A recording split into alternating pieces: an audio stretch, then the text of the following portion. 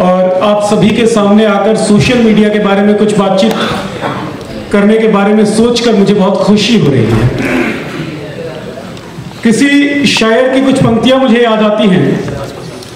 जो ताज़ा जो मौजू है, जो माहौल चल रहा है इस देश में, उस पर बिल्कुल फिट बैठता है। बदतमीजी कर रहे हैं आज भौरे फिर चमन में, बदतमीजी कर रहे हैं आज भौरे फिर चमन में, साथियों आंधी उठाने का जमाना आ गया, वक्त की तकदीर स्याही से लिखी जाती नहीं, खून में कलमे डुबोने का जमाना आ गया। चाहे दलित समुदाय के लोगों के खिलाफ हो रहे अपराधों की वृद्धि की बात हो या रिप्रेजेंटेशन की कमी की बात हो, समाज को तोड़ने का काम भारतीय जनता पार्टी की सरकार, जो कि केंद्रीय सत्ता में काबिज है, वो कर रही है। अब सबसे बड़ी चुनौती जो इस इलेक्टोरल सिस्टम में शामिल हर लोगों के सामने है, चाहे वो मतदाता हैं, चाहे वो नेतागण हैं, इन सभी के सामने एक बड़ी चुनौती है कि ये जो विभाजक राजनीति की जा रही है, देश को बांटने का जो ये काम किया जा रहा है, इस विभाजक राजनीति को चुनौती कैसे दें, इनका सामना कैसे किया जाए।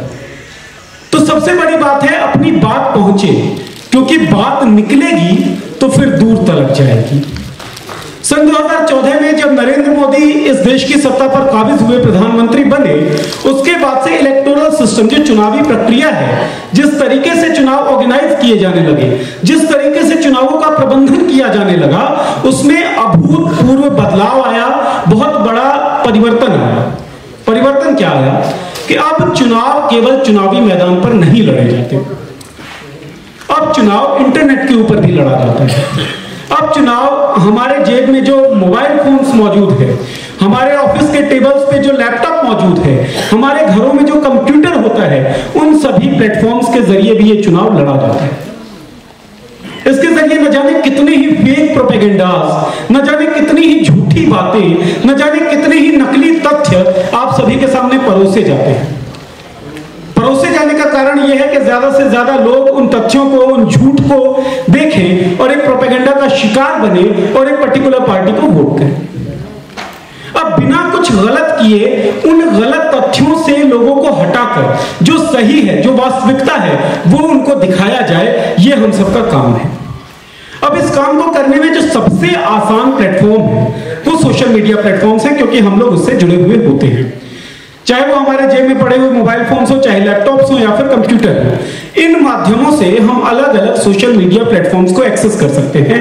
जो फेसबुक है, ट्विटर है या फिर यूट्यूब पे जो वीडियोस आती हैं, वो भी इनमें शामिल होती हैं। इन सोशल मीडिया प्लेटफॉर्म्स के थ्रू हम अपनी आवाज को आगे तक पहुंचा सकते हैं और अपनी आवाज को जन आवाज बना सकते हैं। क्योंकि जब तक जन समर्थन नहीं होगा, लोकतंत्र में हम बहुमत के देश में हैं, जब तक हमारी आवाज में एक बहुत बड़े संख्या के लोगों की आवाज शामिल नहीं होगी, तब तक उस आवाज को वैल्यू नहीं मिलेगी। तो इस हमारी आवाज को जन आवाज बनाने की प्रक्रिया में जरूरी है कि हम सोशल मीडिया प्लेटफॉर्म्स को बहुत अच्छे से यूज करें। 2014 में न जाने कितने झूठे वादे, न जाने कितने झूठे सपने दिखाकर सत्ता पर तो काबिज हो गए, लेकिन महिलाओं के विरुद्ध सबसे ज्यादा अपराध इस रिजाइम में हुआ, दलितों के विरुद्ध सबसे ज्यादा एट्रोसिटीज इस रिजाइम में हुआ, प्रेस पर सबसे ज्यादा पाबंदियां इस रिजाइम में हुई, सच्ची बातों को दबाने की सबसे ज्यादा कोशिशें इस रिजाइम में हुई, प्रधानमंत्री, प्रचार मंत्री इस रिजाइम में बने। अब इस रिजाइम में जो जो चीजें हुई हैं, जो जो सपने दिखाए गए हैं, वो सपने क्यों टूटे हैं, इसका जवाब मांगना हम सबका हक है, हम सबका अधिकार है।